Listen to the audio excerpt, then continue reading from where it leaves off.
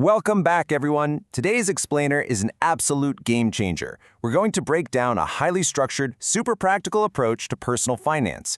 We are looking at a system that takes your traditional, boring budgeting and completely reframes it into a clear, actionable blueprint for building real wealth.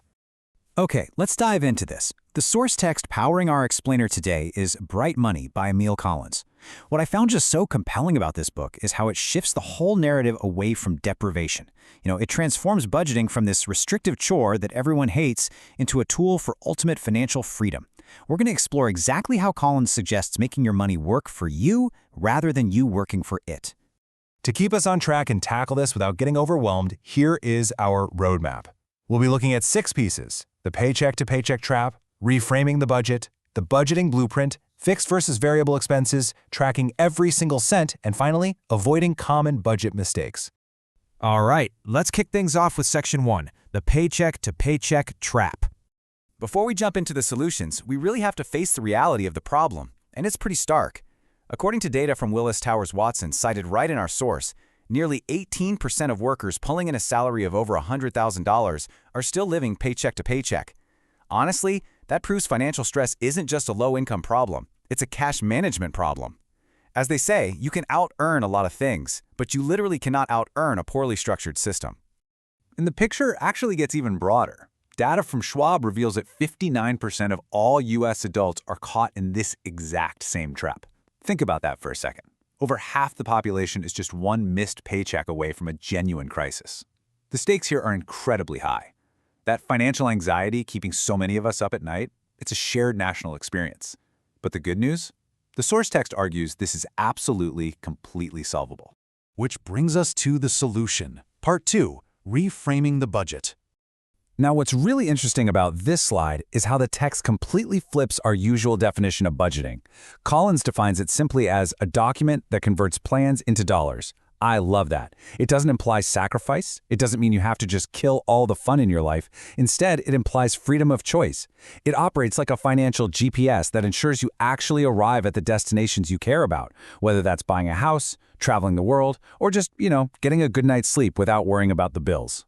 So here's the core formula Collins uses as our anchor. Income minus savings minus expenses equals your financial health. It looks super simple, right? But balancing these specific elements in this exact order is the secret sauce. Notice how savings comes before expenses? That's intentional.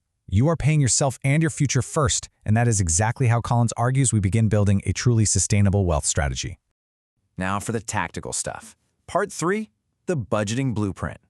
Collins outlines this highly systematic 5-step process to build your personal blueprint. First up, set SMART goals, because specific, measurable targets give every single dollar a clear purpose. That feeds right into step 2, identifying all your income and current expenses, which establishes your baseline. From there, step 3 is rigorously separating your needs from your wants. Once you've got that clarity, you move to step 4 to formally design your budget plan, and finally, step 5, putting the whole thing into action. And this brilliantly illustrates a really critical phase of the blueprint, handling our wants. The text points out something fascinating. Impulse buying is heavily linked to our mood and stress levels, making it the absolute most dangerous leakage point in any budget. But by accurately anticipating your daily spending patterns and identifying the emotional triggers behind those wants, you can plug up that dangerous leakage. That ensures your hard-earned capital actually flows toward what matters to your overall strategy. Let's dig a little deeper into how that money flows out. Part 4, fixed vs. variable expenses. To effectively design your budget, you have to understand these 2 categories. Fixed expenses, things like rent and car payments, well, they're highly predictable and naturally they consume the largest chunk of your cash. But it's the variable expenses that demand your daily willpower. Things like groceries and entertainment fluctuate based on your choices today, right now. They're much harder to predict. However, because you're the one controlling them daily, Collins notes that variable expenses actually offer the quickest, most immediate path to finding extra capital. Next up, part 5, tracking every single cent. So the crucial point is, a budget is completely useless without a way to hold yourself accountable. You simply cannot manage what you do not measure. Collins highlights that you have to pick a tool that actually fits your personality. You can go totally old school with a simple pen and notebook, which is great because it forces you to physically feel every single purchase. If you're a data nerd, use electronic spreadsheets like Excel or Tiller, or just let technology do the heavy lifting with automated apps like Mint or You Need a Budget. Whether it's a cheap notebook or high-tech software, tracking reveals your spending blind spots and dramatically cuts down on the unknown variables that cause so much anxiety. Let's move to and see how this builds into our final section. Part 6, Avoiding Common Budget Mistakes. Even with the top-notch plan, the text identifies several massive pitfalls that trip people up. First, guessing your costs instead of actually tracking them. That inevitably leads to way underestimating your real outflow.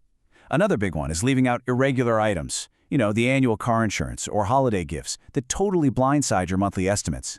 Third, assuming your fixed bills are set in stone. The text reminds us you can, and absolutely should, negotiate things like your cable or insurance rates. Fourth, and please hear me on this one, budgeting $0 for fun. Stripping out all your entertainment is a guaranteed way to make your budget fail because you will just burn out. And finally, for couples, not working as a team. If you're spending in silos, you'll bypass any system you try to put in place. Wow, we have covered a tremendous amount of ground today. Collins leaves us with such a provocative question. Are you controlling your money or is your money controlling you? Remember, budgeting is not about limiting your life. It's about taking the wheel and having a defined system. So start tracking, set those big targets, and build your blueprint today. You've got this.